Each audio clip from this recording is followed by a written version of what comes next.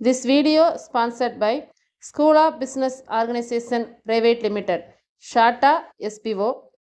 வீட்டில் இருந்தே வேலை பார்க்கணுன்னு விருப்பம் உள்ளவங்க ஸ்க்ரீனில் தெரிகிற வாட்ஸ்அப் நம்பருக்கு உங்களுடைய பெயரையும் படிப்பு தகுதியையும் அனுப்புங்க. ஸ்கிப் பண்ணாதீங்க, பெரிய தப்பு. தினம் 300 ரூபாய் சம்பாதிக்க அரிய வாய்ப்பு. இன்ஸ்டாகிராம், ஃபேஸ்புக் பயன்படுத்த தெரிந்தால் போதும். Content post and content publishing மூலமா தினம் 300 ரூபாய் சம்பாதிக்கலாம். இந்த வேலை செய்ய 5 நிமிடம் போதும். Work training support, group communication support, all language customer live chat support, முக்கியமா சொந்தமா ஒரு பிசினஸ் ஸ்டார்ட் பண்ற அளவுக்கு உங்களால கற்றுக்கொள்ளவும் முடியும், சம்பாதிக்கவும் முடியும். இந்த வேலை வாய்ப்பு வழங்குவது 5 வருடத்திற்கு மேல ரன் ஆகிட்டு இருக்க நம்ம தமிழ்நாட்டு company school of business organisation private limited. மேலும் விவரங்களுக்கு டிஸ்கிரிப்ஷன்ல கொடுத்திருக்க நம்பருக்கு வாட்ஸ்அப் பண்ணுங்க.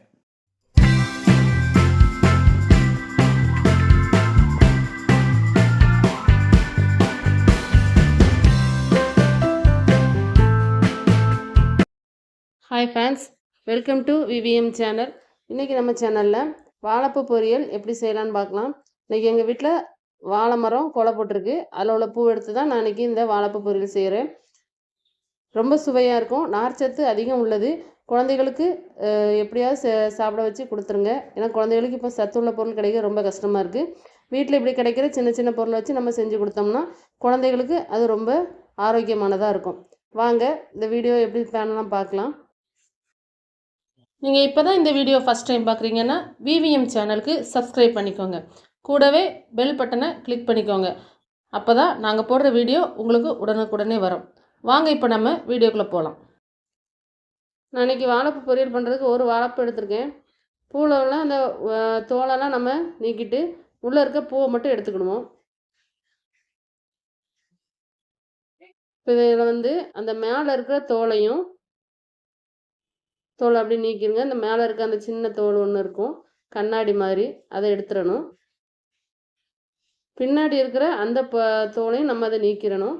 நடுவில் மொட்டு மாதிரி ஒரு காம்பு மாதிரி ஒன்று இருக்கும், அதையும் எடுத்துடணும். இதை நம்ம வைக்கக்கூடாது, இதை நீக்கிடணும். இந்த மாதிரி எடுத்து இந்த வாழைப்பூ நம்ம சுத்தம் செஞ்சு எடுத்துக்கலாம். அவ்வளோ பூவையும் இப்போ பாருங்க, எல்லாத்தையும் நல்லா உரித்து எடுத்துட்டேன். நம்ம நடுவில் இருக்கிறத நம்ம உரித்து எடுக்க வராது.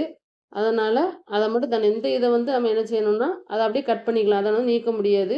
இதை நமக்கு உரிச்சு எடுக்க வராது. அதனால் இதை அப்படியே வச்சு நம்ம கட் பண்ணிக்கலாம். இப்போ பாருங்கள், எல்லாமே நான் நல்லா சுத்தம் செஞ்சு எடுத்துகிட்டு வந்துட்டேன். இப்போ இதை வளர்த்து நல்லா பொடிசாக கட் பண்ணி எடுத்துக்கிடுவோம். இதையும் அதே மாதிரி நல்லா பொடிசாக கட் பண்ணிக்கலாம். இப்போ எல்லாத்தையுமே கட் பண்ணி நான் தண்ணியில் போட்டு வச்சுருக்கேன். ஏன்னா வெளியில் வச்சா கருத்துரும், அதனால் தண்ணியில் போட்டு வச்சுருக்கேன். இப்போ பொரியல் பண்ண ஆரம்பிச்சிடலாம். அதுக்கு ஒரு கடாய் எடுத்துருக்கேன். கடாயில் 2 டேபிள் ஸ்பூன் எண்ணெய் சேர்த்துக்கலாம். 1 டீஸ்பூன் கடுகு நல்லா பொரியட்டும். பொரிஞ்சதும் ஒரு கொத்து கருவேப்பிலை, கொஞ்சமாக சின்ன வெங்காயம், ஒரு 10 போல் சின்ன வெங்காயம் கட் பண்ணி சேர்த்துருக்கேன்.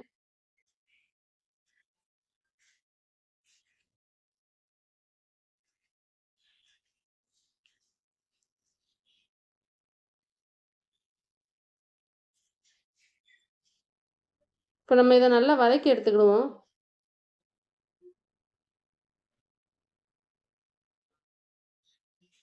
சின்ன வெங்காயம் வதங்கிக்கிட்டு இருக்கும்போதே இதில் கொஞ்சமாக நான் பாசிப்பருப்பு சேர்த்துருக்கேன். 1 டீஸ்பூன் தான் இருக்கும்.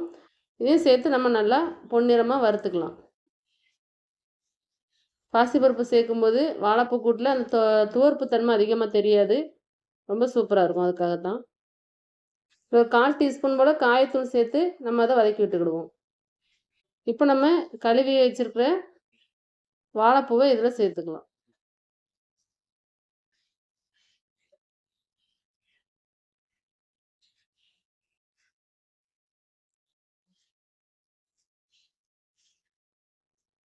சேர்த்து ஒரு வதக்கிக்கிடுவோம். நம்ம வாழைப்பூ தண்ணியில் போட்டதுனால கொஞ்சம் தண்ணி விட்டு வரும். கூட 1 டீஸ்பூன் மஞ்சள்தூள் சேர்த்துருக்கேன்.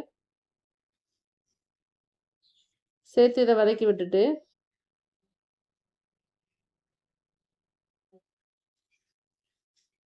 அப்படியே லைட்டாக ஒரு மூடி போட்டு இதை அப்படியே வேக வச்சுக்கிடுவோம். இப்போ வாழைப்பூலேருந்து வந்த தண்ணி எல்லாமே நல்லா வச்சிருச்சு, ஆனால் பூ வெந்திருக்காது. அதனால் நம்ம என்ன செய்ய போகிறோம்னா கொஞ்சமாக தண்ணி தெளித்து இதை வேக வைக்க போகிறோம்.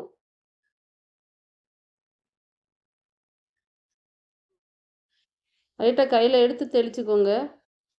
இந்த அளவுக்கு தண்ணி இருந்தாலே போதும்.